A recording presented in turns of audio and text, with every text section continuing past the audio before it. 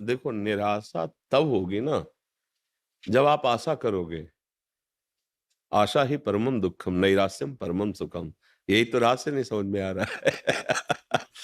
आशा ही परमम दुखम नैराश्यम परमम सुखम। आशा एक राम जी से, दूजी आशा छोड़ दे। नाता एक राम जी से, दूजा नाता तोड़। बिल्कुल सरल भाषा में समझो। प्रभु की शरण में हो तो ज्यो ज्यो राखत हो, त्यों त्यों रहियत हो हे हरि। आप जैसे रख, फिर हमें दुख किस बात का? अगर हमें कोई गाली दे रहा है तो हमारे पूर्व पाप नष्ट कर रहा है। जो हमें दंड भोगना पड़ता वो कटु वचन से दूर कर रहा है। कितना बढ़िया, सुन लिया बस खत्म। वही दंड भोगना पड़ता। जो निंदा कर रहे हैं, अपमान कर रहे हैं, जैसे कोई किसी ने कहा, आप कहते हो सहो, अगर हम सहेंगे तो बढ़ता चला जाएगा, तो तुम रोक लो। तुम रोक लो। अभी तुम शुरू करोगे, जेल जाओगे, जीवन भर बंदी बन करके दुख भोगोगे। और तुम चुप रहोगे ना तो उसका कर्म उसे नष्ट कर देगा।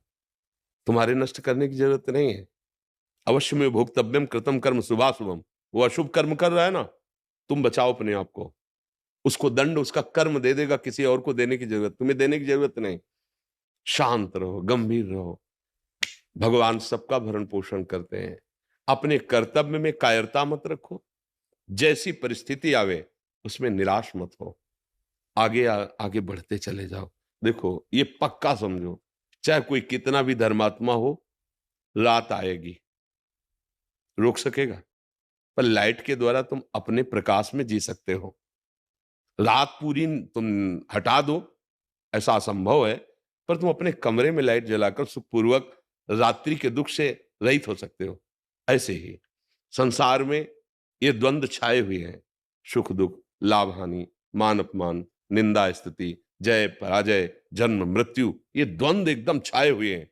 इसको तुम हटा नहीं सकते। तुम ज्ञान का प्रकाश करके अपने हृदय में इस अज्ञान द्वंद्वों से द्वंद्वातीत हो सकते हो।